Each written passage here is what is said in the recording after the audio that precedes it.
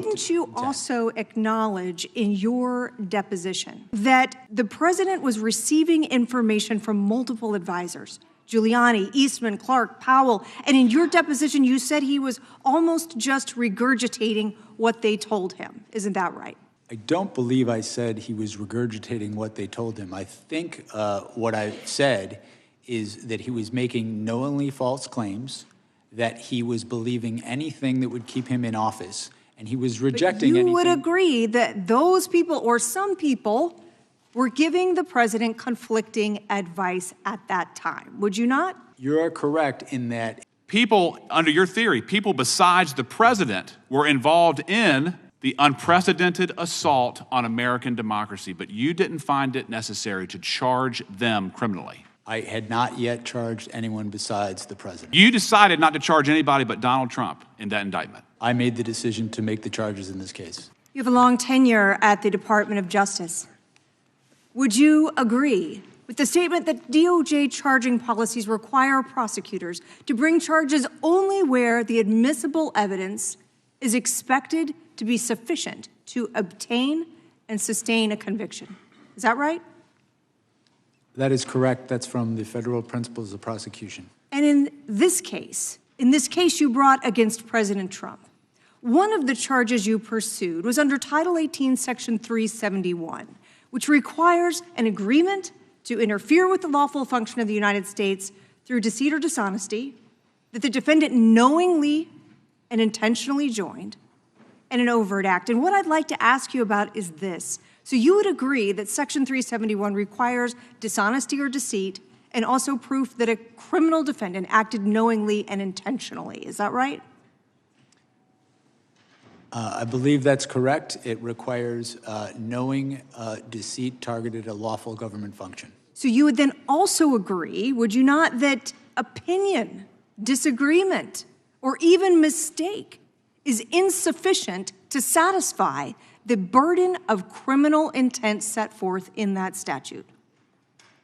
A mistake certainly would. We needed to prove and intended to prove at trial that the false statements that Donald Trump made were knowingly false. That they were false and that it was done knowingly. So even under your theory of the case, even if we took your facts as true, you still would have been required to prove that the president said something false and that he or did it knowingly. So going on to your next charge, let's talk about obstruction. There too, that charge requires proof of wrongful intent, does it not?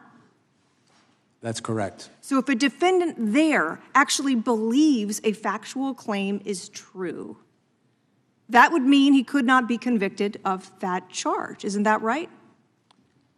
Well, not correctly convicted.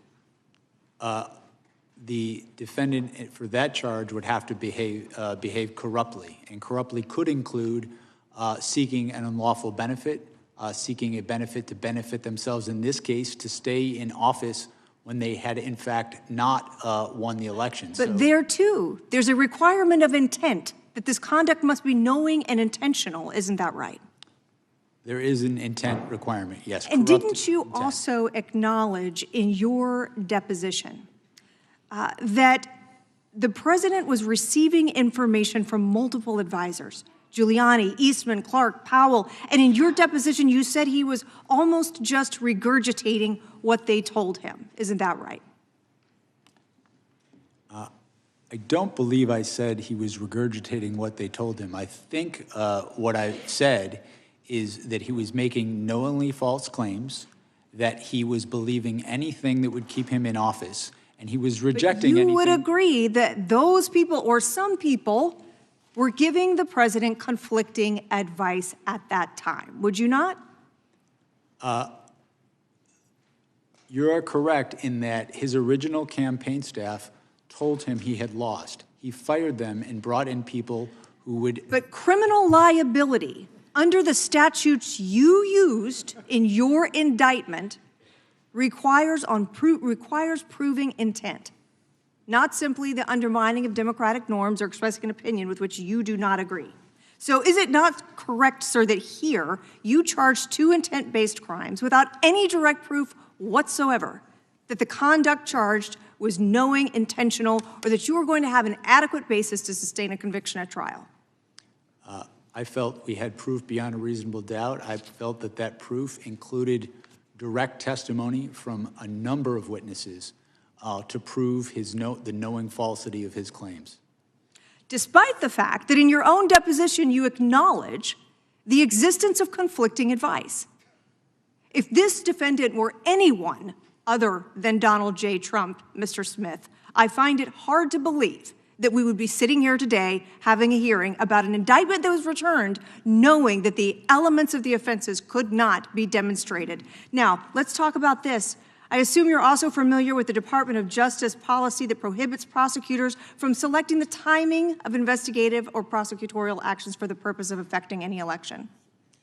Yes, I am. That's the election year sensitivities policy, and we followed it in all respects. The public integrity section who administers that policy concurred that we followed it in all respects. Mr. Smith, just briefly, if there was no mob on January 6th that attacked the Capitol, we would not be here today, would we?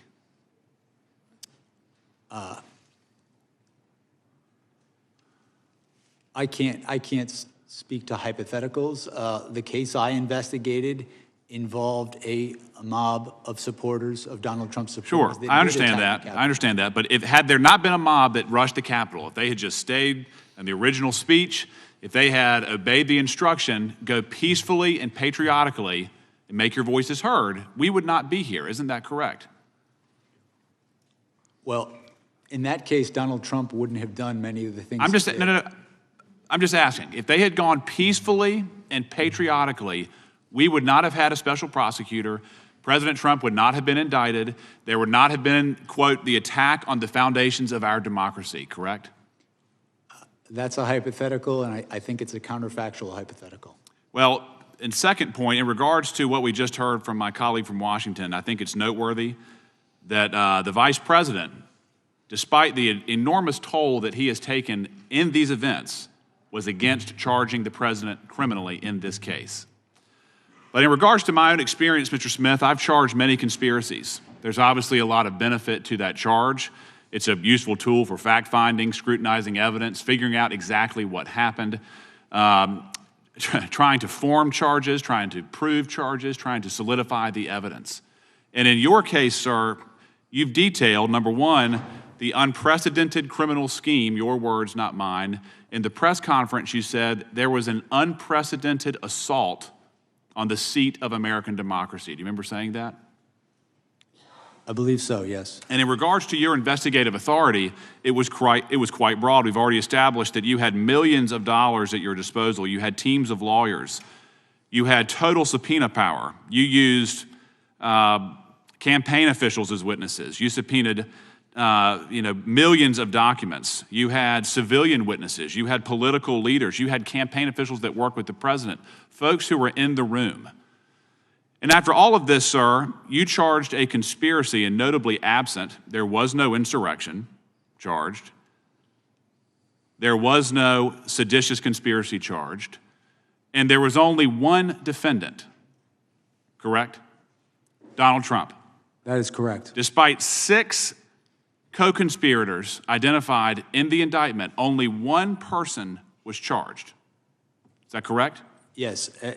Despite there being an unprecedented criminal scheme, you did not find it necessary to charge anybody else who was admittedly, by your own evidence, involved in a criminal conspiracy that amounted to an unprecedented assault on the seat of American democracy. Yes. At the time of the conclusion of our work, my lawyers had determined, had believed that we did have proof to charge other people. I was in the process of making that determination when our work was concluded. But you are correct that the only person charged in this case was Donald Trump, who, in my estimation, was the person most culpable for the crimes charged. Well, I understand your position, sir, but again, you started at the very top and only charged the top conspirator, in your opinion. You didn't charge anybody underneath him, correct? Correct. Despite that charge requirement, that you would agree that a criminal conspiracy federally is a criminal agreement, correct?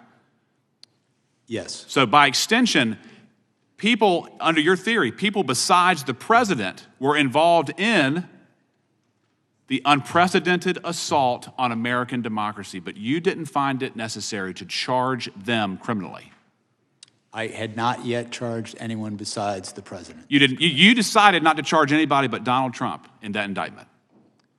Consistent with the federal principles of prosecution, which emphasize the degree of someone's culpability in making a charging decision, Donald Trump is the person that was charged. I understand that. I understand your position, but you made the decision to charge one person and nobody else, correct?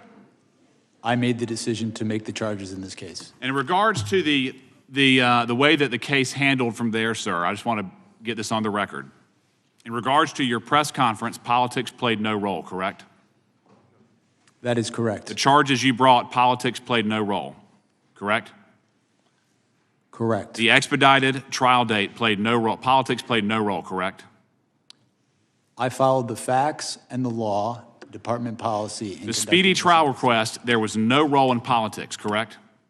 That's correct. Supreme Court precedent emphasizes that. And even your brief that the court found atypical, politics played no role.